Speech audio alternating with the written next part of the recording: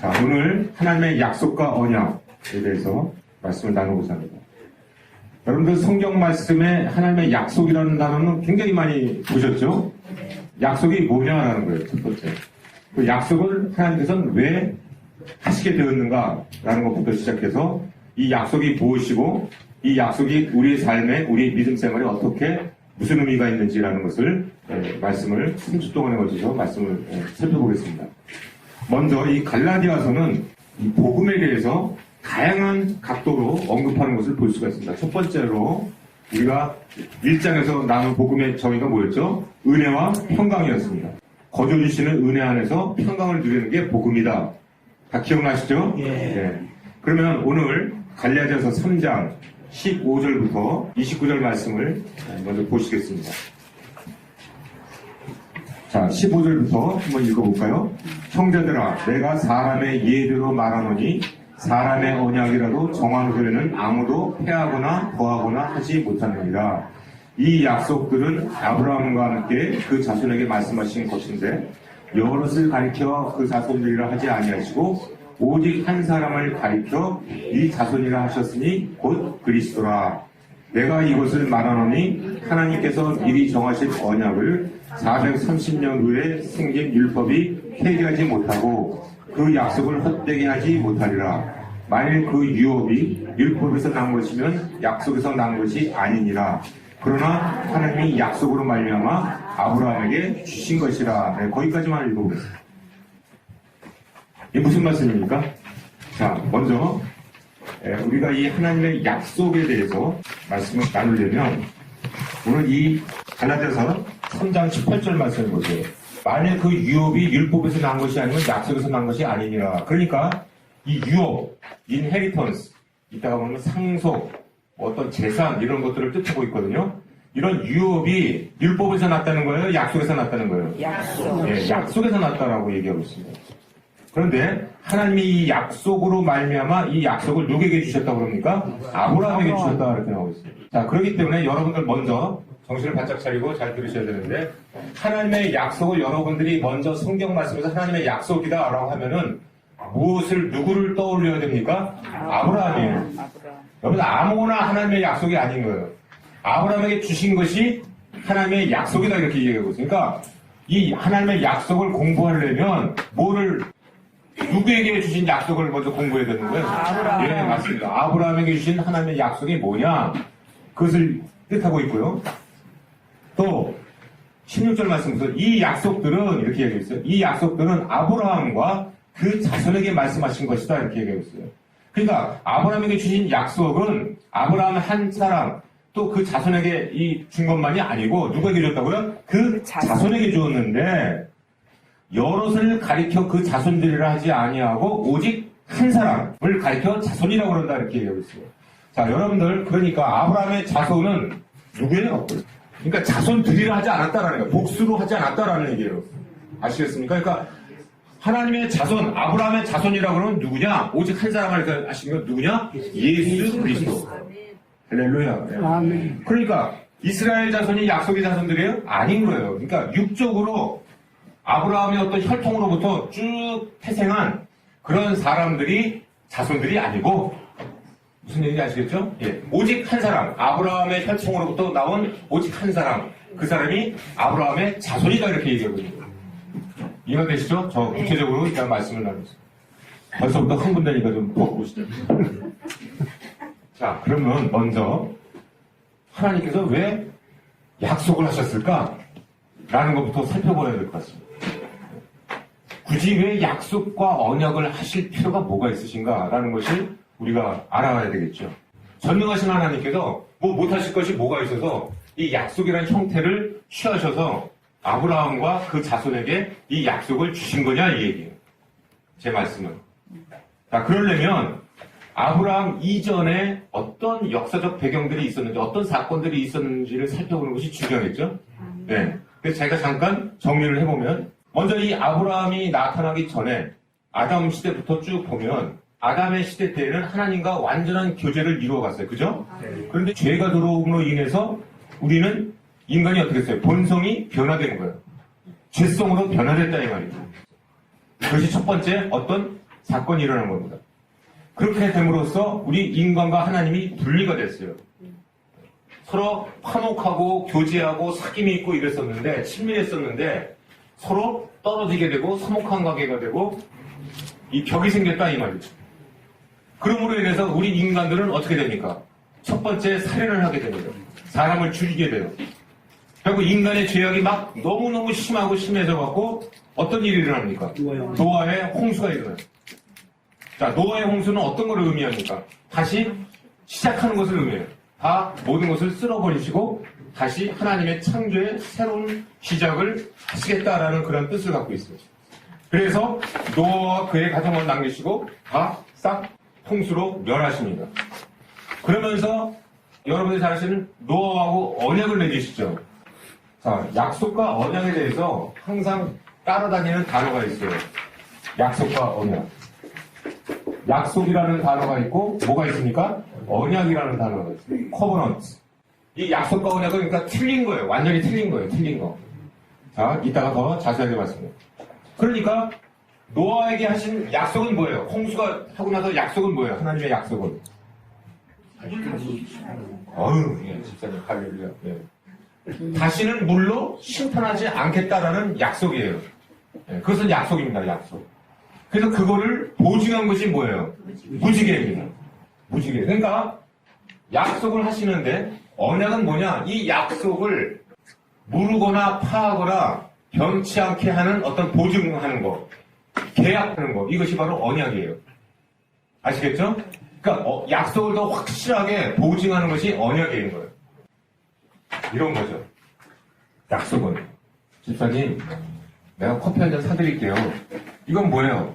약속이에요. 근데 그 약속은 지켜도 돼요, 안 돼요? 내 마음이에요. 근데 내가 깜빡 잊고 안 사드렸어. 그러면 어떻게 됩니까? 저는 실없는 사람. 이렇게 돼요. 신용이 별로 없는 사람. 이렇게 되는 거죠. 그런데 제가 어떤 문서로 나는 집사님에게 커피를 사주기로 약속함. 그리고 도장을 서로 나이를 꽝꽝 찍으면 어떻게 됩니까? 그러면은 그거는 법적인 효력을 가져요. 더 이따가 더 자세하게 말씀드려요. 아시겠습니까? 그러니까 약속과 언약은 엄청난 차이가 있어요. 약속은 그냥 일방적인 그냥 약속인 뿐인 거예요. 지켜도 되고 안 지켜도 될 거예요. 그러나 물론 신실하신 하나님은 지키시겠습니까? 안 지키겠습니까? 지키십니다. 지키세요. 그러나 왜 그럼 하나님께서 이 언약을 체결하셨는가라는 부분은 첫 번째로 그만큼 확실한 보증을 우리에게 해주시기 위해서 언약을 하시는 거예요. 노아의 때에도 홍수를 하실 때, 홍수를 심판했을 때 내가 물로 다시는 심판하지 않겠다라고 약속하시면 신실하신 하나님은 그 약속을 지키실까 안 지킬까요? 지키십니다. 그러나 우리는 우리에게 더 확실한 보증을 하시기 위해서 언약을 보여주신 거예요. 그렇지 너가 무지개를 보면 아 하나님은 물로 다시는 심판하지 않는다는 약속을 하셨구나라는 것을 보증시키기 위해서 무지개라는 언약을 보여주셨다 이런 뜻입니다. 내가 더 자세하게 나오니까 보겠습니다. 자 그렇게 했는데 그럼 다시 또 새 판을 짜기를 했으면 우리 인간들이 회개하고 아 우리 조상들이 이렇게 죄를 범함으로 해서 홍수의 심판을 받았구나 라고 해서 다시 범죄하지 않고 악을 저지르지 않고 하나님의 말씀대로 살아가야 될 터인데 그렇게 살았습니까? 아니죠. 도리어 그들은 하나님을 두려워하게 되고 하나님을 가까이 하기보다는 더 멀리하게 되면서 바벨탑을 쌓았어요. 성을 쌓고 바벨탑을 쌓았습니다. 이게 뭡니까? 다시 홍수가 나도 탑 위에 올라가서 내가 살겠다 그럴 뜻이겠죠. 그러니까 하나님이 약속하신 것도 믿을 수가 없고 만약에 그런 일이 있다 치더라도 나는 도망가 살겠다 라는 뜻으로 바벨탑을 쌓은 거예요. 거기다 석청을 바르고 이렇게 하고 석청이라는 게 뭡니까? 물이 스며들지 못하게 하는 그런 거 아니겠습니까? 그러니까 계속적으로 우리 인간들은 자신의 이름으로 하나님께 대항하고 대적하고 그리고 죄악을 범하며 살아왔던 것입니다. 이것이 여러분들 성경의 창세기 1장부터 11장까지의 역사적인 사건들의 요약이에요. 그러다가 이제 하나님께서 아브라함에게 이제 나타나신 겁니다. 아브라함. 그럼 왜 아브라함에게 나타나셨을까? 왜 아브라함에게 생뚱맞게 창세기 12장 1절부터 5절 말씀에 그 약속을 하셨는가라는 거예요. 자, 그것은 아브라함과 그 자손, 예수 그리스도를 통해서 다시 우리 인간들의 이 문제들을 해결하시기 위해서 나타나신 거예요. 아멘. 그러니까 계속적으로 우리 하나님께서는 우리 인간들을 구원하시기 위해서 인간들을 계속 죄를 범하고 있고, 우리 하나님께서는 우리 인간들에게 창세의 그 목적대로 복 주시고 우리를 하나님의 자녀로 삼으시고 구원케 하시기 위해서 계속적으로 하나님은 일을 하고 계시는 거예요. 그러니까 여러분들이 먼저 첫 번째로 알아야 할 것은 왜 아브라함에게 나타나서 약속을 하셨을까? 이 복이라는 건 복이라고 그랬죠? 그러니까 창세기 맨 처음에 1장부터 보면은 하나님께서 복을 주셨다 이렇게 나옵니다. 복을. 그러니까 아브라함에게 주신 약속도 복이에요. 복. 그것을 갈라디아서는 복음이라고 그러죠. 그렇기 때문에 이 복이 흘러 들어가야 저주가 복으로 바뀌는 거거든요. 그래서 복의 통로자들이 되게 하시기 위해서 아브라함을 찾으신 거예요. 이해가 되시죠? 자, 그런 배경을 아시고 이제 창세기 12장에 보셔갖고 무슨 약속을 하셨는가라는 것을 우리가 좀 살펴보겠습니다. 도대체 무슨 약속을 하신 거예요? 하나님께서. 기대가 되시죠? 네. 여러분들 그러니까 이 말씀을 다 아시죠? 아브라함에게 약속하셨다라는 거 모르는 사람이 누가 있겠어요. 그러나 이 말씀 하나하나를 잘 다시 한번 깊이 묵상을 해야 됩니다. 같이 읽어보겠습니다.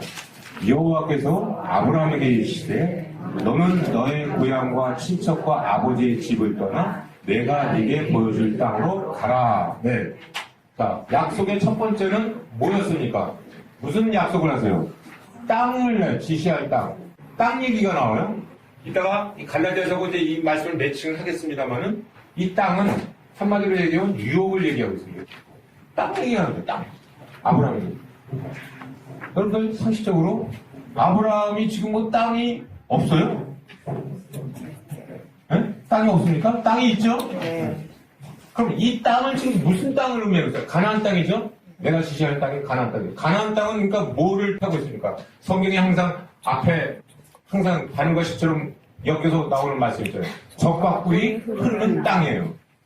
자, 그러니까 여러분들 첫 번째 땅이라고 해서 다 땅이 아니고 아브라함에게 무슨 땅이 없었던 것도 아니고 첫 번째로 하나님께서 땅 얘기를 하시는 것은 적과 꿀이 흐르는 땅이다. 이런 얘기. 이따가 유업에 대해서 다시 한번 말씀을 나눕니다.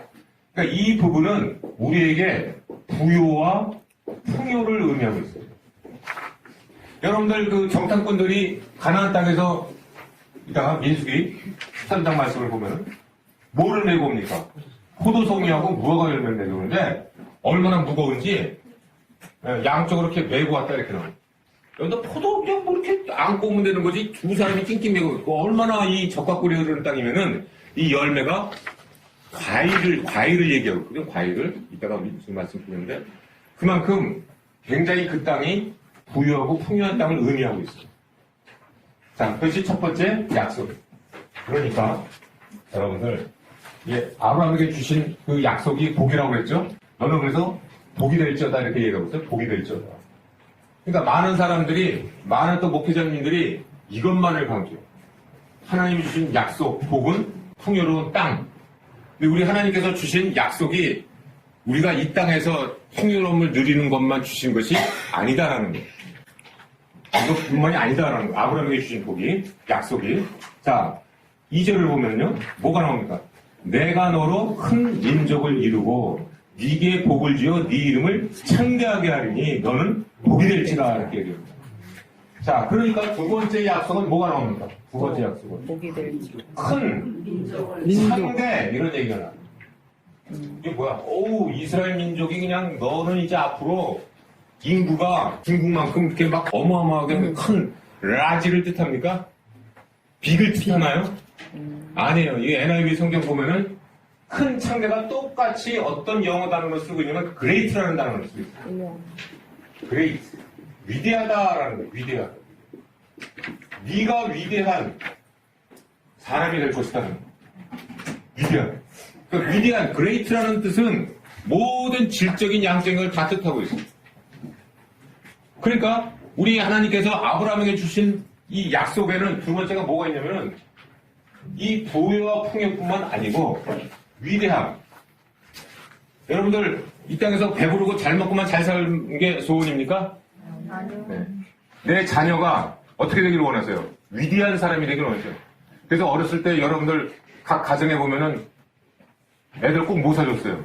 위인전 사줬죠? 위인전. 이렇게 위대한 사람 되라 그랬고, 이순신 장군, 위인전, 뭐 이런 거 보시지 않습니까? 왜 그렇습니까? 왜 그래요? 너가 이렇게 위대한 사람이 되라. 세종대왕이나 이순신 장군처럼, 뭐 이런 거 뜻해서 애들한테 위인전 읽으라고 그러지 않겠습니까? 네? 그레이트 퍼선이거든요, 위인전. 그러니까, 그런 사람들이 위대합니까? 하나님이 주시는 이 위대한 사람이다. 할렐루야. 세 번째는 또 어떤 복을 주십니까? 어떤 약속을 하세요? 너를 축복하는 자에게 축복을 주고 너를 저주하는 자에게 내가 저주하리라. 이게 도대체 뭐를 뜻하고 있습니까? 네가 어디를 가든지 네가 축복하면 복을 내리면 그 사람이 복을 받을 것이다 이 얘기예요. 그러니까 뭐예요? 축복의 통로자가 될 것이다. 자, 이것이 아브라함에게 하신 약속입니다. 이것이 아브라함에게 주신 약속이에요. 여러분들이 그 성경에서 약속 그러면은 이 세 가지를 항상 머릿속에 딱 떠올리시면 돼요. 이해가 되시죠? 자, 갈라디아서 아까 말씀 보면은 뭐라고 그럽니까? 다시 갈라디아서로 돌아보면 요거 12장은 이렇게 좀 적어놓으시고요. 또 볼 테니까 다시 갈라디아서 말씀을 보면 이 약속들은 아브라함과 누구에게 주신 거라고요? 자손에게 말씀하신 것인데 여럿을 가리켜 자손들을 하지 아니하고 오직 한 사람이 자손이다라고 얘기해요. 예수 그리스도다라는 거예요. 그래서 이 18절 말씀은 하나님이 약속으로 말미암아 아브라함에게 주신 것이다라고 해요. 그러니까 하나님은 주시는데 어떻게 주셨냐면은 약속하고 주셨다라는 것을 우리가 알습니다. 우리가 하나님의 성품 중에 가장 또 중요한 성품이 뭐가 있을까요? 신실하신 하나님이죠. 하나님이 약속하신 것은 반드시 지키시는 하나님. 그러니까 이것을 아브라함과 그 자손 한 사람에게 주셨다. 그러니까 예수 그리스도를 믿는 우리 믿음의 자녀들에게 주신 약속이다라는 거예요. 아멘. 사도 바울이 지금 얘기하고 있는 것이. 그것이 또 창세기 12장에 그대로 나옵니다. 7절 말씀 보세요. 그래갖고 너 가라 그랬더니 아브라함이 그의 아내 5절 말씀은 아내와 조카 롯과 하란에서 모든 소유와 얻은 사람들을 이끌고 가나안 땅으로 들어갔다 이렇게 나와요. 자, 하나님께서 약속하신 것에 대해서 믿음이라는 얘기는 안 나옵니다. 이 장에서는. 아시겠어요? 그러니까 뭐 아브라함이 첫 번째로 하나님께서 뭐 약속하신 것에 대해서 믿고 믿은 것 전혀 그렇지 않습니다. 그냥 약속한 것대로 약속은 하나님이 하셨는데 믿거나 말거나 아마 믿지를 않았을 거예요. 그러나 그냥 약속하신 땅으로 가라고 그러니까 그냥 쫄래쫄래 간 것뿐입니다. 가서 다시 여호와께서 아브라함에게 나타나십니다. 7절 말씀 보시면 이르시되 내가 이 땅을 네 자손에게 주리라 하시더라. 여기서 보면 네 자손 단수가 나와요. 단수가. 네 자손들에게 줄 것이다 이렇게 얘기하지 않습니다. 네 자손에게 줄 것이다 이렇게 얘기해요. 그러니까 아브라함에게 주신 약속은 그러니까 아브라함은 물론이거니와 누구를 지금 겨냥하고 있습니까? 그 자손을 겨냥하고 있어요. 단수. 즉 예수 그리스도. 그러니까 하나님이 주신 약속의 포커싱은 결국에는 예수 그리스도 안에서의 그 자손들. 즉 우리를 가리키고 있어요. 우리를 가리키고. 아멘. 그러니까 이스라엘 백성들은 착각한 거예요. 그러니까 성경을 잘 봐야죠. 복순지 단순지를. 아시겠습니까? 그러니까 아브라함과 너와 그 자손에게 줄 것이다. 그 자손은 곧 예수 그리스도 한 사람을 가리켜 얘기하는 거다. 여러 자손을 얘기한 것이 아니다. 갈라디아서 지금 선적에서 지금 그 얘기를 하고 있거든요.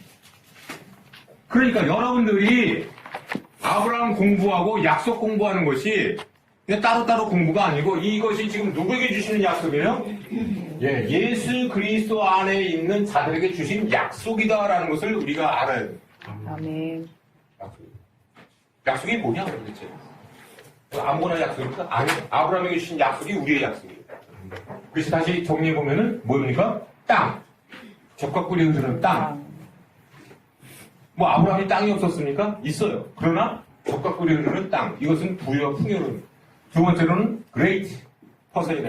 너가 위대한 자예요. 큰 창대 똑같아요. 그 다음 너가 축복의 통로자가 될 것이다. 이것이 하나님께서 우리에게 주신 약속인 거예요. 자, 그렇게 해서 아브라함과 그 한 자손 예수 그리스도에게 이 약속을 주셨다라는 것을 우리가 알 수가 있어요. 그러니까 약속은 아브라함에게 주신 복은 아브라함에게 주신 것은 물론이거니와 바로 누구를 겨냥하고 있을까? 예수 그리스도를 그다음에 예수 그리스도 안에서 믿는 우리 모두에게 주시는 것을 우리가 알 수가 있습니다. 그래서 갈라디아서 3장을 다시 보시면 22절 말씀 보세요. 그러나 성경이 모든 것을 죄 아래 가두었으니 이는 예수 그리스도를 믿음으로 말미암는 약속을 믿는 자들에게 주려 함이라 이렇게 나옵니다. 아멘. 할렐루야. 이 약속 앞에 나오는 아브라함에게 주신 약속을 예수 그리스도를 믿는 믿음으로 말미암는 약속을 믿는 자들에게 주시는 약속이다 이렇게 하고 있습니다. 29절 말씀 보세요. 너희가 그리스도의 것이면 곧 아브라함의 자손이요 약속대로 유업을 이을 자다 이렇게 얘기해요. 확실하시죠? 그러니까 네. 아브라함과 한 자손이다. 한 자손이다. 여러 자손이 아니다라는 거죠. 자, 이 부분은 창세기 21장 12절 말씀을 보셔야 됩니다. 창세기 21장 12절. 그러니까 창세기 이 갈라디아서 이 말씀은 다 똑같은 말씀이에요. 그러니까 성경 공부를 여러분들이 하고 묵상할 때 그냥 창세기만 보라고 하면 안 돼요. 여러 신구학을 같이 묶어서 하나님께서 하시는 말씀을 깊이 깊이 묵상해야 돼요. 창세기 21장 12절에 뭐라고 나옵니까? 하나님이 아브라함에게 이르시되 네 아이나 네 여종으로 말미암아 근심하지 말고 사라가 네게 이른 말을 다 들으라. 이삭에게서 난 자라야 씨라 부를 것임이니라. 그러니까 이 여종에게서 난 사람도 사실 아브라함의 자손이잖아요. 그러나 그 자손은 자손이 아니다라는 거예요. 그러니까 육신의 자손이 자손이 아니다라는 게 그 뜻인 거예요. 바로 약속을 받은 이삭에게서 난 자가 네 씨다라고 얘기했어요. 그러니까 이것은 부르심의 문제예요. 부르심의 문제. 하나님의 부르심을 따라 그냥 육신의 자녀들 내 혈통으로부터 났으니까 나는 하나님의 자녀구나 이것이 아니고 하나님의 이 약속의 부르심을 따라 믿음으로 반응하는 사람들, 예수 그리스도 통해서 이 약속이 흘러들어가는 거에 대해서 믿음으로 반응하는 사람들이 하나님의 약속의 자녀들이다라는 얘기입니다. 약속의 자녀들이라는 단어가 많이 나오죠. 약속의 자녀들. 그러니까 성경 말씀 단어 하나하나를 굉장히 내가 중요시하게 항상 강조하는 얘기가 하고 있어요. 약속의 자녀들이 뭐예요? 그러니까 약속의 자녀들이라는 것은 약속을 받은 자녀들이다 이 얘기예요. 하나님의 약속은 뭐를 뜻하고 있습니까? 아브라함에게 주신 약속이에요. 이해가 되시죠? 네. 그 약속의 자녀들은 육이나 혈통으로 나온 그런 자녀들이 아니고 예수 그리스도를 믿는 자들에게 주신 하나님의 약속의 자녀들이 이 뜻입니다. 그러니까 약속의 자녀들이라는 것은 아브라함에게 주신 약속을 받은 자녀들 이거예요. 아시겠죠? 이제 여러분들 성경 공부하실 때 약속의 자녀들 그러면은 나한테 무슨 약속을 주신 자녀들 약속이 뭔데요? 그것이 바로 아브라함에게 주신 약속이다라는 거예요. 성경은 그렇게 얘기를 하고 있는 거예요. 아무거나 무슨 약속을 막 주장하시면 안 되는 거예요. 이건 다 포함하고 있는 거예요, 지금. 부족한 게 있습니까? 더 받을 약속 좀 주장하실 거 있나요? 그레이트하다. 그 다음, 너가 복의 통로자가 된다. 또, 너와 이 땅에서, 지금 이 부유와 풍요는요, 이 땅을 의미하고 있어요, 이 땅을. 저 멀리 하늘나라에서 부유와 풍요를 얘기하고 있는 게 아니에요.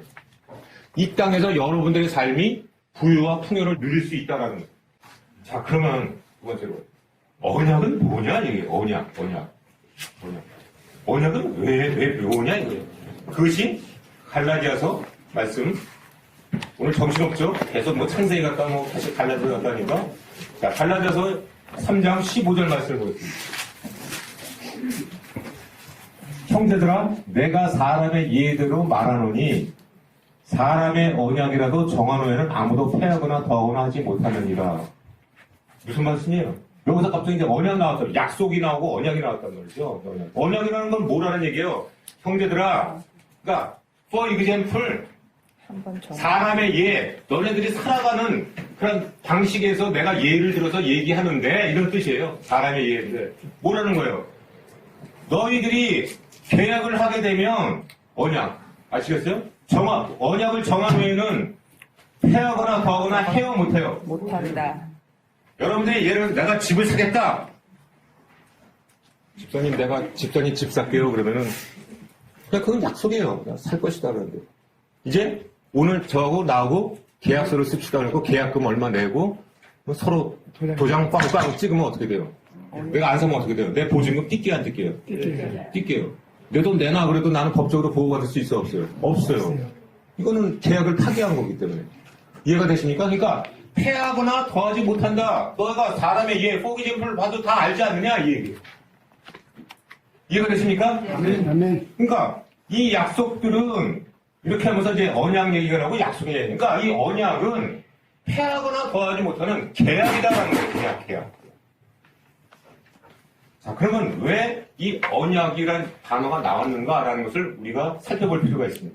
자, 아까 창세기 12장 말씀을 보면 우리가 아브라함은 하나님의 약속을 받고 어디로 갑니까? 이제 가나안 땅으로 가요. 근데 가나안 땅으로 가면서 거기서 바로 뭘 만나요? 또 기근을 만납니다. 기근을 만나고 거기서 또 생명의 위협을 느끼고 뭐 여러 가지 뭐 전쟁도 일어나고 이렇게 해요. 그러니까 여러분들 중요한 것은 하나님이 약속하셨는데 이게 바로 이루어졌습니까? 바로 이루어지나요? 그러니까 내가 3주 동안에 우리 부흥회를 한다고 그랬죠? 이 약속이요. 너무너무 살펴볼 말씀들이 많아요. 그래서 3주 동안 해야 된다. 3주 동안.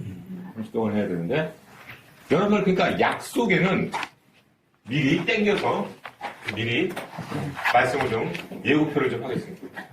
이 약속은 반드시 또 뭐하고 연결되어 있냐면은 하나님의 때. 이 때가 있어요. 때라고 연결돼서 있어요, 약속은. 근데 우리가 뭐가 약해요? 우리 효주가 아주 참 기다림에 약해요. 약속은 믿겠는데요. 못 기다리겠어요. 이 얘기거든. 어떻습니까, 여러분? 약속을 굳게 믿죠? 하나님이 신실하심을 믿죠? 아멘. 근데 왜 흔들려요? 못 기다리겠는 거야. 못 기다리는 거예요. 하나님께서 아브라함에게 네 자손을 별같이 이렇게 많게 하겠다. 아니 지금 내가 늙어가는데 언제 주실 겁니까? 언제예요 도대체? 당황하고 믿음이 흔들리게 되는 거예요. 이 문제예요. 이 문제 지금 여러분들. 그러니까 여러분들이 지금 30 동안의 부흥회를 해야 되려면 여기까지 우리가 다 타치가 돼요. 그럼 도대체 이 하나님의 때가 뭐냐? 언제냐라는 이 문제가 해결 안 받아야 돼요. 여러분들. 이것이 해결될 때 여러분들이 믿음이 굳게 설 줄 믿습니다. 아멘. 저와 여러분들이 굳게 설 줄 믿어요. 아멘. 그러니까 3주 동안 빠지시면 안 돼요. 이 부흥의 기간 동안. 아시겠죠? 이거는 다음에 우리가 또 크게 한번 다뤄보도록 하겠습니다. 자, 그러니까 약속을 하고 나서 하나님 아무 반응도 안 일어났어요. 23년이라는 시간이 흘른 겁니다. 아브라함에게 무슨 자손이 툭 튀어나온 것도 아니고 무슨 위대한 자가 된 것도 아니고 적각골이 흐른다고 뭐 적각골이 흐르는 것도 아니고 계속 고난만 있고 기근만 있고 뭐 이렇게 간 것뿐이에요. 무슨 약속이 이루어진 게 있어요? 여러분 어떻습니까? 성경이 그렇잖아요. 그런 가운데 이제 하나님께서 24년이 됐을 때 어느 날 툭 나타나십니다. 나타나셨고 뭐 하신 거예요? 뭐 하셨어요? 자, 이제 너와 내가 언약을 체결하자 이렇게 얘기해요. 그러니까 약속을 하시고 바로 거기서 계약서 쓰신 것이 아니고 한참 지난 후에 계약서를 쓴 거다 이 말이에요. 그것이 여러분들이 바로 뭡니까? 창세기 17장을 보세요. 그러니까 15장하고 17장은 굉장히 시간이 이쪽으로 많이 지난 거예요. 창세기 12장하고 17장은. 그래서 몇 세가 됐어요? 아브라함이 도대체. 99세. 99세가 됐어요. 그러니까 약속을 한 거는 75세거든요. 그러니까 언약 이 아브라함이 99세 때 여호와께서 아브라함에게 나타나셔갖고 그에게 이르시되 나는 전능한 하나님이다. 너는 내 앞에서 완전하여 이렇게 하면서 내가 내 선약을 너와 너 사이에 두고 너를 크게 번성하게 하리라 하시니 이렇게 얘기합니다. 그래갖고 여기서 언약을 체결하시는데 요 앞에 15장을 보실 필요가 있어요. 15장에 보면은 이에 여호와 말씀이 아브라함에게 이르시되 나는 네 방패로 너희 지극히 큰 상급이라 아브라함이 이르되 주여 무엇을 내게 주시려나이까 나는 자식이 없사오니 나의 상속자는 이 다메섹 사람 엘리에셀 이인이다 이렇게 얘기하니까 뭐라고 그럽니까? 아브라함이 또 이르되 주께서 내게 씨를 주지 아니하시니 내 집에서 기른 자가 내 상속자가 될 것이다. 그러니까 너의 자손이 엄청나게 많은 자손들이 될 것이다. 네가 얘기하는 엘리에셀은 네 자손이 아니다. 상속자가 아니다. 그러다 보니까 이 아브라함이 뭐라고 그러는 거예요? 내가 무엇으로 그걸 알 수 있습니까? 이렇게 얘기하는 거예요. 증표가 뭡니까? 그 뜻이에요. 따진 거예요. 쉽게 얘기해서. 하나님께서 그렇게 말씀하시는데 나는 지금 자손도 없고요. 그냥 엘리에셀 저기 걔 하나밖에 없는데 내가 뭘 알 수 있겠습니까? 라고 한 거죠. 그랬더니 그를 이끌고 밖으로 나가 있으되 하늘을 우러러 목표를 셀 수 있나 보라. 그에게 있을 네 자손이 이와 같이 많을 것이다. 하늘의 별같이 많을 것이다. 이렇게 되는 거죠.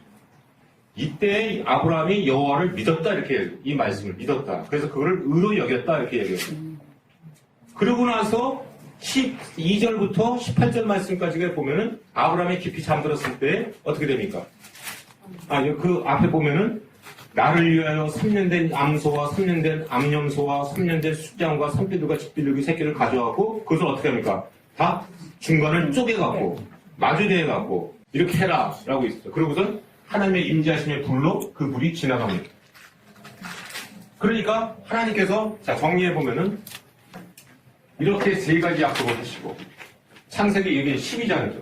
창세기 15장에는 뭘 합니까? 자손의 약속을 하십니다. 자손의. 네가 이렇게 별같이 많을 것이다.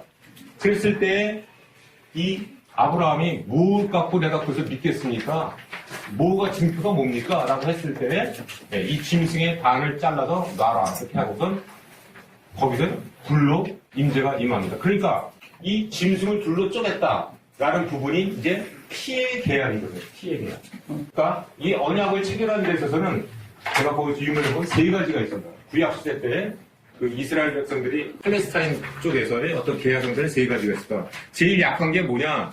소금 계약이에요. 소금. 그러니까 서로 더우니까 소금 갖고 다녔거든. 그러니까 소금을 내 소금을 여기다 넣고 저 사람 갖고 있는 소금 내 주머니에다 이렇게 넣고 하면 이거 계약한 거예요. 계약한. 그 신발 서로 이렇게 바꿔 신으면 이것도 신발 계약이라고. 근데 피 계약은 뭐냐? 우리 그 조폭들 여러분들 영화 보면은 어떡합니까? 칼로다가 쫙 빼갖고 소주잔에다가 쫙 해서 서로 마시는 거 있죠. 이게 피의 언약 하겠다는 거죠. 그러니까 피의 언약은 굉장히 제일 강력한 계약 방식이죠. 계약 방식. 그러니까 피의 계약은 이 둘로 쪼개서 이렇게 마주보게 해갖고 계약을 한다. 피를 흘려서 계약을 한다라는 것은 뭐냐면 쌍방간에 그거 하나를 누가 안 지키면은 이렇게 너는 죽는다. 그런 뜻을 갖고 있어요. 다시 그러니까 피의 계약은 피의 언약은 네가 이것을 지키지 않으면 반드시 너도 피 본다. 지키기 위해서 그 뜻입니다. 그러니까 피의 언약은 굉장히 강력한 언약인 거예요. 신발 계약이나 무슨 뭐 소금 계약 이런 거하고는 차원이 틀려요. 그리고 언약은 계약은 어떤 형태가 있어야 되니까 여러분들 계약 많이 하셨죠? 집 살 때도 계약 많이 하시고 뭐 하셨죠? 집 안 사보셨어요? 자 어떤 겁니까? 당사자들이 있죠? 네. 뭐 혼자 계약합니까? 아니죠? 쌍방간에 당사자들이 있어요. 그러니까 하나님께서도 언약을 체결했을 때는 쌍방간에 하나님과 그 당사자 우리 인간이 있는 거예요. 두 번째 합의가 있어야 돼요. 너도 이 도장을 나만 도장 찍으면 계약이 됩니까? 안 됩니까? 안 돼요. 그래서 뭐 계약서 쓸 때 보면은요 부동산 같은 거 할 때는 도장을 그냥 꽝꽝 여기 찍고 저기 찍고 그냥 2개, 3개 막 찍습니다. 그죠? 네. 왜 그렇습니까? 쌍방간의 합의.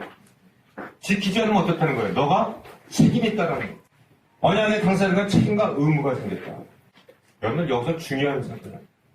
그러니까 언약의 백성들이 됐어요. 아브라함의 자손을 통해서.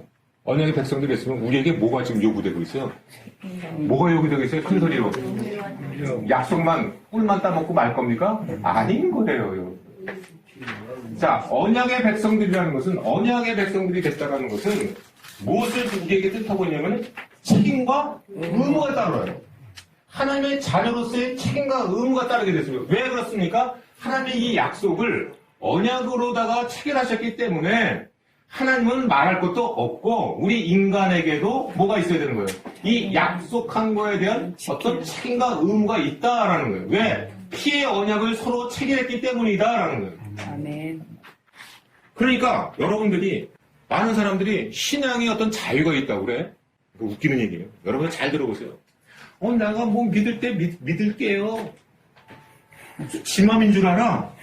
자기가 결정하면 되는 줄 알아? 아닌 거예요. 여러분들 하나님의 자녀가 되고 언약의 백성들이 된다는 것은 하나님의 먼저 부르심이 있고요. 서로 꽝꽝 도장이 있어야지만이 하나님의 자녀가 되는 겁니다. 할렐루야. 아멘. 그냥 내가 무슨 도장 빵 찍는다고 뭐 하나님의 자녀가 되는 것이 아니에요. 하나님이 도장 빵 찍으시고 나도 이 계약을 성실하게 준수하겠습니다. 도장 빵. 이것이 언약의 백성인 겁니다. 이해가 되십니까? 아멘. 여러분들 지금 내가 하나님 앞에 어떤 존재이며 하나님의 약속을 주장할 때 하나님의 약속과 언약을 지금 체결하신 것이 이게 지금 무슨 뜻이냐라는 것을 깊이 묵상해야 됩니다.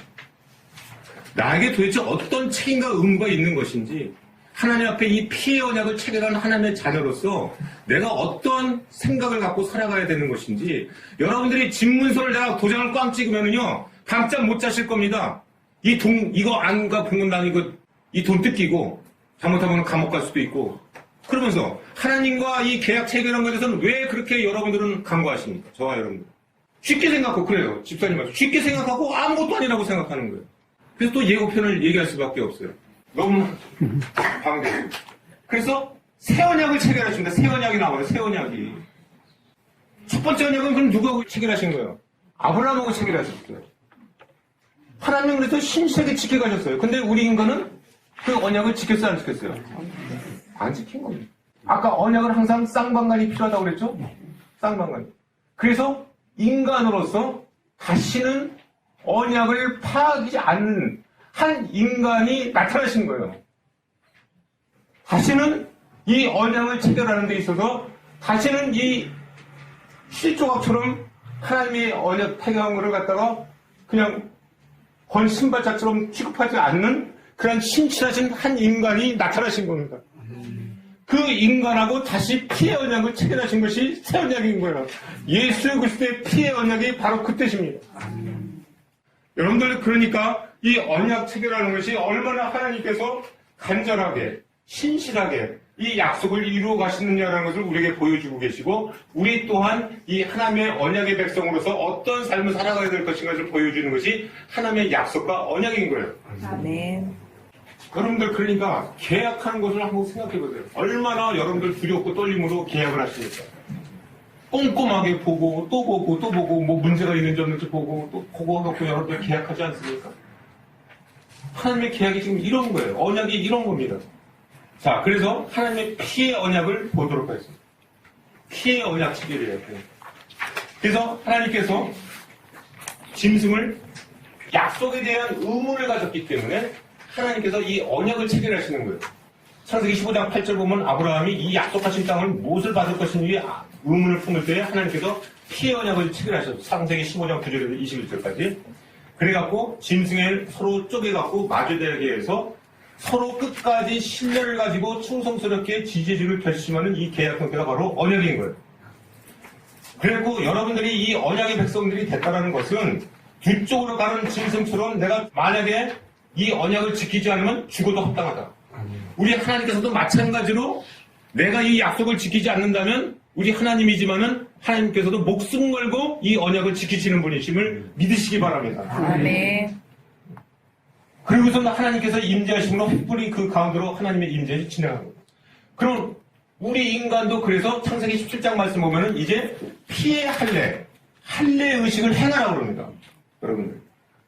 그래서 할례라는 것은 뭐냐? 이 언약의 방식에서 내가 계약 체결하는 데 있어서 우리 인간도 표피를 해서 창세기 17장에 언약의 상징으로 피의 언약의 상징으로 너희가 할례를 행하라 이렇게 나옵니다. 창세기 17장을 보시면 자, 창세기 17장 2절 말씀. 내가 내 언약을 나와 너 사이에 두어 너를 크게 번성하게 하리라 하시니 아브라함이 엎드렸더니 하나님이 또 그에게 말씀하시되 보라 내 언약이 너와 함께 있으니 너는 여러 민족의 아버지가 될 것이다. 이렇게 쭉 얘기하면서 7절 말씀 보세요. 내가 내 언약을 너와 너 및 네 대대 후손 사이에 세워서 영원한 언약을 삼고 너와 네 후손이 되리라. 그러면서 뭐합니까? 11절 너희는 표피를 베어라. 이것이 나와 너희 사이에 언약의 표징이니라 이렇게 얘기했습니다. 여러분들 할례 행하면 뭐가 나와요? 피가 나오죠? 그러니까 너와 나 사이에 언약의 표징으로 할례를 행하라 이렇게 얘기합니다. 그러니까 우리가 지금 이 하나님께서 우리에게 주신 약속은 피의 언약으로 맺은 약속인 거예요. 그리고 서로 쌍방간에 하나님과 나 사이에 인간관계에 어떤 도덕적인 책임과 의무가 따르는 지금 약속인 거예요. 그러니까 여러분들이 약속을 주장하실 때 그냥 뭐 받거나 말거나 지키거나 말거나 이런 게 아니고 여러분들 우리 하나님이 얼마나 신실하신 것으로 여러분들에게 풍요와 부유를 약속하시고 위대한 그레이트한 사람이 되게 하시고 여러분들이 축복과 통로자가 되게 하시기 위한 하나님의 언약 체결식이다는 아멘. 하나님 자신이 당신의 생명을 걸고 이 약속을 꼭 지킬 것이라는 것을 보여주신 거예요. 이해가 되시죠? 자, 그러고 나서 이제 아브라함은 아까도 말씀드렸지만 창세기 10장에서 하나님의 약속을 믿고 여정을 떠났을 때 그의 믿음은 그렇게 크지 않았어요. 하가를 통해 다른 씨를 얻으려고 했어요. 그러나 우리 하나님께서는 약속대로 너에게서 낳은 것은 한 사람, 오직 한 사람만이 너의 자손이다. 아무나 네 몸에서 났다고 그랬고 네 자손이 아니다. 라고 얘기하신 거죠. 그래서 아브라함은 처음에 믿음이 없었어요. 아까 얘기했지만 그냥 가라는 땅으로만 간 것뿐이에요. 그러다가 이제 이삭을 바치는 그런 믿음까지 가게 된 겁니다. 자, 그러면 이 아브라함이 어떻게 이렇게 믿음이 성장하게 되었느냐라는 거예요. 그것이 로마서 4장 18절에 나온 거예요. 같이 읽겠습니다. 아브라함이 바랄 수 없는 중에 바라고 믿었으니 이는 네 후손이 이가 들으하신 말씀대로 많은 민족의 조상이 되게 하려 하십니다. 그가 100세나 되어 자기 몸이 죽은 것 같고 사라의 태가 죽은 것 같은 걸 알고도 믿음이 약간해지지 아니하고 믿음이 없어 뭐를 의심하지 않았다고요? 하나님의 약속을 의심하지 않고 이렇게 나옵니다. 그래서 이것을 의로 여기셨다 이렇게 22절 말씀이 나옵니다. 그러니까 여러분들이 하나님의 약속을 하는 데 있어서는 이 믿음하고 연관돼 있어요. 이 믿음. 의심했다라는 거예요? 안 했다는 거예요? 안 했다는 거예요. 여러분들 제가 5주장과 이때 믿음에 대해서 얘기하는 거죠. 믿음의 성장에 대해서 얘기할 때. 믿음은 뭐라고 그랬어요? 갈라디아서 2장 20절에 내 의를 내려놓는 것이 믿음이라고 그랬어요. 기억나십니까? 네. 내 의를 죽이는 것, 십자가에 죽이는 것이 그것이 믿음이라고 했어요. 자, 이 나의 의를 죽인다는 것이 뭐 뜻입니까? 내가 옳다고 생각하는 거, 그게 의라고 그랬죠? 옳은 거, 내가 옳은 거. 이건 도저히 내 의로, 내가 옳다고 생각하는 바로는 안 되는 거예요. 불가능한 거예요. 이것이 내 의예요. 내가 옳다고 여기는 생각, 관념, 신념, 이것이 내려놔야 된다는 거예요. 내려놔야 돼. 그것이 바로 뭐예요? 믿음이에요. 그것이. 그러니까 99세 도저히 내 의로는 맞아 틀려요. 이건 안 돼. 도대체 이게 불가능한 거예요. 불가능한 거. 그러나 내 의를 내려놓고 그것이 바로 믿음이라는 거예요. 그렇게 하나님의 의, 하나님의 옳다고 여기는 거, 하나님이 맞습니다, 하나님이 틀림없습니다라고 그걸 인정하는 것이 그것이 믿음인 거예요. 내 의를 내려놓고 하나님의 의가 맞다는 것이 그것이 의롭다 여기는 거예요. 그러니까 이 믿음은 이 약속, 여러분들 불가능하다고 하는 이러한 것들을 믿는 것이 바로 믿음인 거예요. 그것을 바로 로마서 4장 17절에서 22절까지를 하나님의 믿음이 없어 하나님의 약속을 의심하지 않고 믿음으로 하나님께 영광이니까 이 아브라함은 하나님의 약속을 의심하지 않는 것을 믿음으로 여겼다 이렇게. 그래서 하나님 그것을 의로 여겼다 이렇게 얘기해요. 그러니까 저와 여러분들이 아브라함에게 주신 약속이 이제 예수 그리스도에서 우리의 약속이 되었죠. 우리에게 주신 약속 아닙니까? 분명히 아까 그러니까 이 약속을 여러분들이 아브라함처럼 어떻게 되는 거예요? 믿음에 경고하여서 믿음이 없어 하나님의 약속을 의심치 않고 믿음에 경고해서 하나님의 약속하신 능히 이루실 줄을 확신해야 되는 거예요. 여러분 그러니까 먼저 이 약속이 나의 것이 되려면 이미 조건은 다 갖춰졌어요. 예수 그리스도에서 나의 이 아브라함이 주신 약속이 아브라함의 후손인 내가 이제 이 약속의 상속자가 되었어요. 그러면 이 약속에 대해서 아브라함처럼 뭐가 있어야 돼요? 믿음이 있어야 돼요. 자 그러면은 여러분들이 아주 관심 있는 이 땅에 대해서 얘기했겠다. 부요평에 대해서. 적각골리를 다 약속과 함께 주어진 유업이다 이렇게 얘기했어요. 아까 갈라디아서. 그러니까 이 유업은 뭐로 주셨다는 거예요? 약속으로 주셨다. 이걸 알 수가 있어요. 그러니까 여러분들, 저와 여러분들은 지금 뭐를 약속받으셨냐면은 부요와 풍요를 약속받으셨어요. 내 삶이 뭐 부유해요? 내가 봐도 나는 뭐 아주 형편이 내가 죽을 때까지 이렇게 하고 살 것 같은데요. 여러분 부요와 풍요의 정의부터 다시 세워야 됩니다. 부요와 풍요. 자, 여러분들이 부요를 뭐로 생각하십니까? 풍요가 뭡니까? 젓가 뿌리는 거. 자, 먼저 그 젓가 뿌리는 것부터 봐야 돼요. 민수기 13장 그거요. 23절에서 27절 말씀입니다. 자, 정탐꾼들이 갔습니다. 가나안 땅에. 거기 뭐가 있었어요? 또 에스골 골짜기에 이르러 거기서 포도송이가 달린 가지를 베어 둘이 막대기에 꿰어매고 또 성류와 무화과를 따니라. 예? 네. 그러니까 둘이 매갖고 안 거예요. 자, 이걸 왜 이 가나안 땅에서 이 과일을 떼갖고 왔을까요? 27절 말씀은 모세에게 말하여 이르되 당신이 우리를 보낸 땅에 간즉 과연 그 땅에 적과 꿀이 흐르는데 이것은 그 땅의 과일이니이다 이렇게 나와요. 그러니까 이 정탐꾼들이 이 어깨에다가 둘이 낑낑낑낑 메고 온 거는 이 과일을 빼고 온 거는 보세요 모세. 당신이 우리를 보낸 이 땅이 적과 꿀이 흐르는데 이것은 그 땅의 과일입니다라고 보여주는 거죠. 과일을 보면 뭐를 알 수가 있어요? 우와 그 땅이 굉장히 기름지네 라는 것을 알 수 있다는 거죠. 그러니까 여러분들이 이때 과일을 따갖고 왔다라는 것은 그 땅이 얼마만큼 적과 꿀이 흐르는 땅인지를 보여준 예증인 거예요. 그냥 샘플로 갖고 와서 그냥 먹고 싶으시죠? 포도 이게 한 게 아니고 얼마나 그러니까 차별화된 과일이었는가라는 것을 우리가 짐작할 수가 있겠죠. 보통 땅보다 이건 틀리다. 보세요. 아마 포도송이도 알도 이렇게 굵었을 거야. 아마 주먹대기만 하는 어떤 포도였을지도 몰라요. 그러니까 무거우니까 막 낑낑대고 같아. 그만큼 이 땅에 이것은 그 땅의 과일이다. 이렇게 나온 거. 이것은 그 땅의 과일이다. 그러니까 여러분들이 이 땅에 대해서 먼저 우리가 생각해야 할 것은 굉장히 하나님 안에서 우리가 풍요함과 부유함을 누릴 수 있다는 것을 확신하셔야 됩니다. 네. 왜 그래서요? 내가 얘기한 게 아니에요. 아브라함에게 주신 약속이 지금 이 지시할 땅이 그런 의미하고 있고 이것이 우리의 약속이라며요. 그러니까 우리에게도 이 풍요로운 땅이 우리에게 약속되어 있는 거예요. 근데 현재 지금 저 풍요하다고 생각하지도 않고 부유하다고 느끼지도 않고 앞으로 내가 이런 풍요와 부유를 누리고 있다고 누릴 것이라고 생각하지도 않아. 그게 무슨 약속의 자금이에요? 말장난하는 거죠. 그렇지 않습니까? 말장난하는 거잖아요. 지금 이 믿음 생활이 지금 말장난하는 겁니까 지금? 하나님께서 이게 피오냐고까지 체결하시는 이 약속이 지금 말장난하는 겁니까? 아닌 거예요. 그럼 뭔가가 이게 지금 뭐냐라는 거예요 이게 지금. 여러분들 의문 들지 않아요? 나만 의문 드나요? 우리 권사님 의문 안 드세요? 부유하십니까? 풍요하다고 느끼십니까? 부족하다고 느끼시죠? 그럼 뭐예요 이게 도대체? 여러분들 이 땅에서의 부유함과 풍요함은 지금 제가 말씀드린 어떤 그런 물질의 부유와 풍요도 포함하고 있어요. 그러나 그것이 전부가 아닌 거예요. 아주 극히 부분적인 거예요 그것은. 하나님이 주시는 이 땅, 이 부분이 거기서 포도송이만 거기 땅에 적과 뿌리는 그것만을 의미하는 게 아니고 거기에 가서 또 뭐를 합니까? 막 우상도 멸해야 되고 이 다른 민족들도 전부 다 없애버려야 되고 이런 여러 가지 할 일들이 있어요 지금. 가나안 땅에 딱 들어가면 내가 아무것도 안 하고 거기서 그냥 누워서 그냥 막 포도송이만 먹고 사는 그런 부여 풍요를 의미하는 것이 아닌 거예요. 그러니까 이 세상 종교, 샤머니즘 이런 것들이 다 뭐를 지금 추구하고 있습니까? 요것만 추구하고 있어요. 포도송이만. 그게 복이라고 여기고 있어요. 다른 것들은 다 필요 없어. 그냥 내가 잘 먹고 잘 사는 거.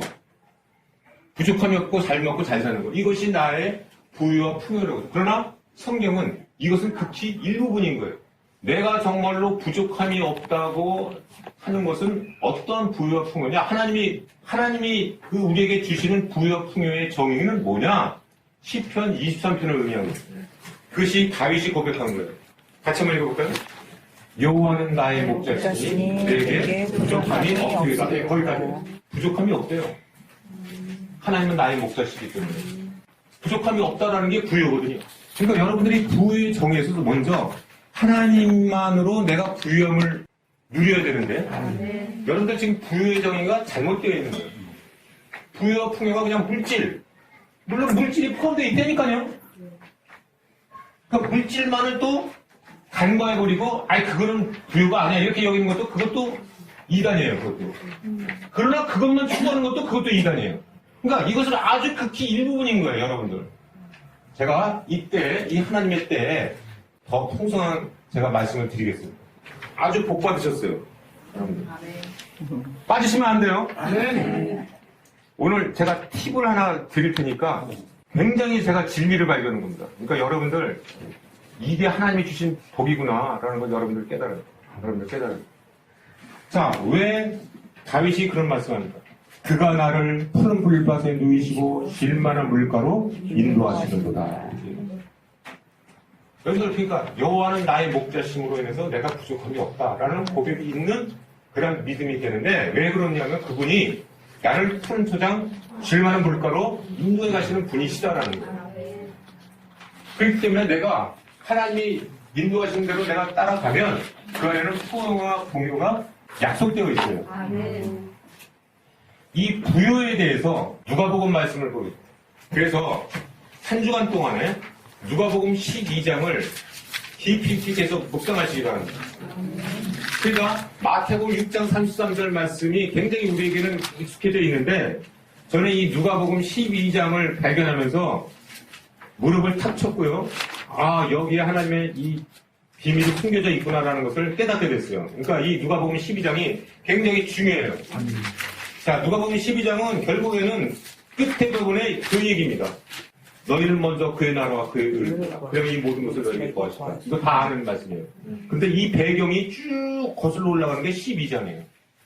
12장 전체적으로 지금 왜 예수님이 그렇게 말씀하셨는가라는 부분에 대해서 어떤 거를 주시는가라는 거에 대해서 아주 구체적으로 나와 있는 것이 누가복음 12장이에요. 여기 말씀 보면은 이렇게 얘기합니다. 21절 말씀 보세요. 자기를 위하여 재물을 쌓아두고 하나님께 대하여 부요하지 못한 자가 이와 같으니라 이렇게 되어 있습니다. 15절 말씀 보세요. 그들에게 있는 상과 모든 탐심을 물리치라 사람의 생명이 그 소유에 넉넉한 데 있지 아니하다 이렇게 되어 있어요. 여기서 소유는 포지션을 의미해요. 포지션. 아까 이 유업은 인헤리턴스 같은 의미예요. 그러니까 뭔가를 받는 거예요. 받는 거. 소유하고 받는 거. 이 부분인데 이런 거에만 너가 국한되어 있으면 하나님 앞에 네가 부유하지 못한 자가 된다. 이 얘기예요. 그러니까 하나님이 주신 부요가 이 재물만을 의미하지 않는다는 것을 우리가 여기서 알 수가 있어요. 예수님께서 하신 말씀 가운데. 그러니까 여러분들이 부요와 풍요를 느낀다는 것은 재물도 물론 중요하지만 재물보다 더한 아까 10편 23편 말씀과 같이 하나님은 나의 목자시니 내가 부족함이 없다라는 그 믿음이 생겨야 되는데 안 생겨. 이게 문제예요. 왜 안 생길까요? 그래서 아까 팁을 드린다고 그랬죠? 시간도 없어서 팁부터 드려야 돼요. 28절, 29절 말씀입니다. 오늘 있다가 내일 아궁이에 던져지는 들풀도 하나님이 이렇게 입히시거든 하물며 너일 거구나 믿음이 작은 자다. 이 위에 부분은 그럼 뭘 얘기하고 있냐면은 무엇을 먹을까, 무엇을 입을까, 무엇을 할 거에서 염려하지 말아라. 이 얘기하고 있거든요. 여러분 다 잘 아시는 말씀입니다. 그러면서 너희는 29절 말씀을 또 골뱅이 치세요. 너희는 무엇을 먹을까, 무엇을 마실까 하여 구하지 말며 근심하지도 말라. 이렇게 나와요. 여기서 아주 중요한 NIV 성경을 통해서 제가 이 부분을 발견했어요. 이것을 위해서 지금 뭐 하는 거예요? 구하지 말라. 이래요. 근심하지도 말라 그래요. 구하지도 말라는 게 뭐예요? 기도하지 말라는 거잖아요. 요구하지. 그런 거예요? 이미 주셨으니까? 아닌 거예요. 여러분, 그러니까 이 단어 하나를 이거를 정확하게 깨치지 못하면은 이 믿음이 안 생기는 거예요. 여기 구하지도 그러면은 주기도문에서 일용할 양식을 주옵시고 왜 기도하라는 거예요? 무엇을 먹을까, 무엇을 마실까, 무엇을 입을까 그거 구하지 말라고 그랬잖아요. 그러니까 이거 구하지 말아라. 이게 뭐예요? 그러니까. 근데 왜 주기도문은 예수님께서 일용할 양식을 주옵시고 이거 일용할 양식에서 구하라고 그래요. 여러분 뭐예요 이거? 자, 그래서 영어 성경이 필요해요. 여기 어떤 단어를 쓰고 있냐면은 29절 말씀에 Do not set your heart on what you will eat or drink. 좀 영어로 써서 죄송해요. 그러나 이건 영어로 써야 돼요. Do not set your heart on set on이 중요해. set on what you eat or drink. 무엇을 먹든 마시든 구하지 말라는 것이 뭐냐면 눈 바짝 뜨세요. set on your heart. 너의 마음을 set on이 무슨 뜻이에요? 영어 잘하시는 분. 매여있지 말아라는 건 매여있지 마. set on. 하나님이 약속 주셨죠? 주신 거예요 이미. 언약까지 체결했어요. 그런데 24시간 365일 뭘 항상 여러분들이 매여있습니까? 이거 주시옵소서. 이거 없으면 난 못 살아요. 맨날 기도해도 그런 거 처먹는 거, 마시는 거, 어떻게 살까, 어떤 문제, 이런 것들 set your heart on what you eat or drink. 이거에 대해서 너 마음이 매여있지 말아라. 근심하지 말아라. 이 뜻입니다. 그러면서 너희는 먼저 그의 나라와 그의 의를 구하라. 그러면 이 모든 것을 더해주시라. 그러니까 저와 여러분들에게 중요한 믿음은 뭐냐면은 이것을 여러분들이 계속 24시간 360일 매여있으면 안 된다라는 거예요. 아멘. 매여있지 말라는 거예요. 구하지 말라는 것이 매여있 set your heart on이에요. 이것이. 여러분 어디에 지금 매여있습니까? 마음이 도대체가. 사랑하는 거에 매여 있잖아요. 하나님의 나라와 의와 이 하나님께서 복의 통로자라는 내가 어떻게 하면 그레이트한 사람이 될까라는 거에 대해서 여러분들이 몇 분이라도 고민하시는 분이 계십니까? 그것을 위해 기도하고 있나요? 늘 항상 우리의 하트는 어디에 매여 있습니까? What you eat, what drink. 여기에 매여 있습니다. 뭐 먹을까, 뭘 마실까. 그렇게 해서 이게 되는 것이 아니니까 하나님의 때를 기다리면 못 기다려요. 하나님이 없어 못 기다리는 거예요. 여러분들이 이것을 잊으시기 바랍니다. 아멘. 맡기세요. 아멘. 근데 다음 주 수요일 날은 그래서 우리 소그룹 수요 모임은 맡김에 대한 책을 우리가 공부합니다. 맡김에 대해서. 여러분들 맡긴다는 부분에서 이제 평안이 오거든요. 그건 뭐냐면은 이 진리에서 내가 깨달았어요.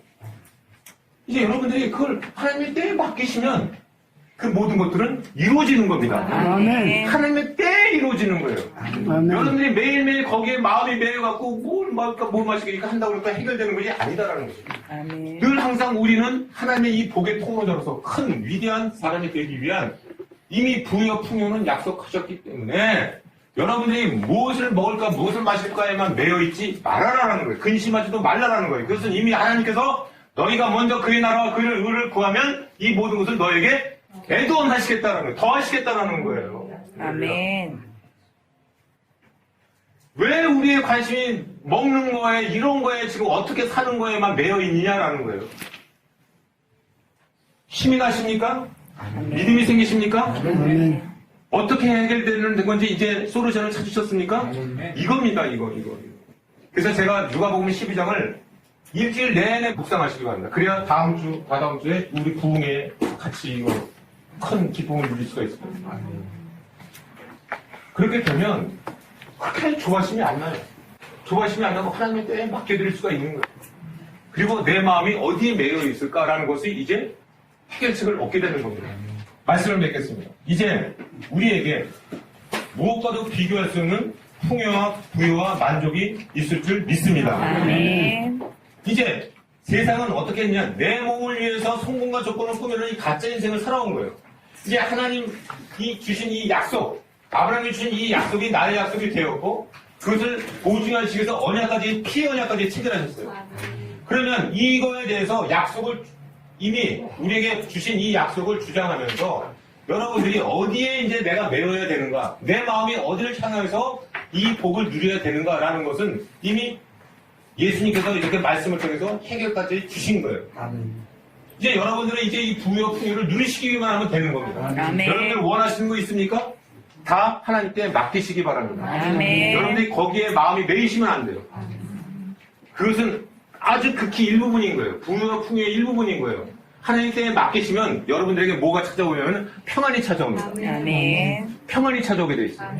그리고 먼저 그러면 내가 뭘 구하느냐? 하나님의 나라와 의를 구하는 일에 내가 더 전념하게 됩니다. 아멘. 그것을 맡겨드릴 때 하나님의 때에 그냥 나도 모르는데 때에 이루어지는 겁니다. 아브라함이 그렇게 된 거예요. 75세 때에 약속하셨지만 99세 때에 그 약속이 이루어지신 겁니다. 아브라함에게도 24년이라는 시간이 걸렸어요. 하물며 여러분들 몇 년을 기다리고 있어요. 아브라함이 매일매일 자녀 하고 살았습니까? 하나님은 오늘도 자녀 안 주실 겁니까? 내년에도 자녀 안 주실 겁니까? 그런 대목이 있나요? 어느 날 갑자기 오신 거예요. 근데 우리는 아브라함의 약속의 자녀이면서 언약의 자손이면서 주여 먹는 거 어떻게 하면 먹습니까? 이러고 있잖아요. 이미 약속이 다 약속을 하셨는데 주시겠다고 약속을 하셨는데 우리는 계속 하나님 앞에 언제 줄 거예요? 아브라함도 그럼 언제 주실 겁니까? 그렇게 살아왔냐 이거예요. 성경 말씀 없잖아요. 믿음으로 하나님의 약속을 의심치 않고 믿음의 경고에서 약속하신 것을 또한 능히 이루실 줄을 확신하였으니라고 하죠. 아멘. Do not set your heart on what you eat or drink. 매이지 말아라. 네 마음이 여기에 근심하지도 말아라. 이제 저와 여러분들이 이제 하나님이 주시는 이 약속, 아브라함이 주신 약속을 누리시기를 원합니다. 아멘. 날마다 부유와 풍요가 넘치시고 하나님은 나의 목자신 내게 부족함이 없으려는 이 부유와 풍요를 누리시면서 아브라함에게 주신 이 약속이 우리 모두의 약속이 되기를 소원합니다. 아멘. 이 시간 동안 여러분들 정말로 내 믿음으로 모든 가능한 것들 마음에 이런 세상 사기에 매이지 마시고 하나님이 주시는 약속을 깊이 있게 묵상하면서 다음 주에 우리가 기쁨으로 다시 공의에 모이도록 하겠습니다. 기도하겠습니다. 하나님 아버지 은혜를 감사드립니다. 예수 그리스도를 통해서 아브라함의 그 약속하심이 우리의 약속이 되게 하여 주심을 감사드립니다. 아멘. 하나님 아버지 우리에게 부유와 풍요한 그런 삶을 이 땅에서 누릴 수 있도록 주여 인도하여 주시옵소서. 아멘. 아버지 하나님 우리가 위대한 사람이 되기를 소원합니다. 아멘. 하나님의 영광을 나타내는 위대한 그레이트한 사람들이 될 수 있도록 주여 인도하여 주시옵소서. 아멘. 하나님 아버지께서 주신 복이 열방으로 흘러들어가는 복의 통로자가 되기를 소원합니다. 아멘. 하나님 우리가 무엇을 먹고 무엇을 마시는 거에 마음이 매이지 않게 도와주시고 아버지의 때에 모든 것을 맡기고 먼저 주님의 나라와 의를 구하는 믿음의 지체들이 될 수 있도록 주여 인도하여 주시옵소서. 아멘. 한 주간 동안도 말씀과 묵상을 통해서 더욱더 우리에게 부유함을 주시고 나는 하나님이 나의 목자시기 때문에 내가 부유한 모든 것에 부족함이 없고 부유함과 풍요함을 누릴 수 있는 모든 지체들이 될 수 있도록 인도하여 주시옵소서. 아멘. 감사드렸고 예수님 이름으로 기도하옵나이다. 아멘.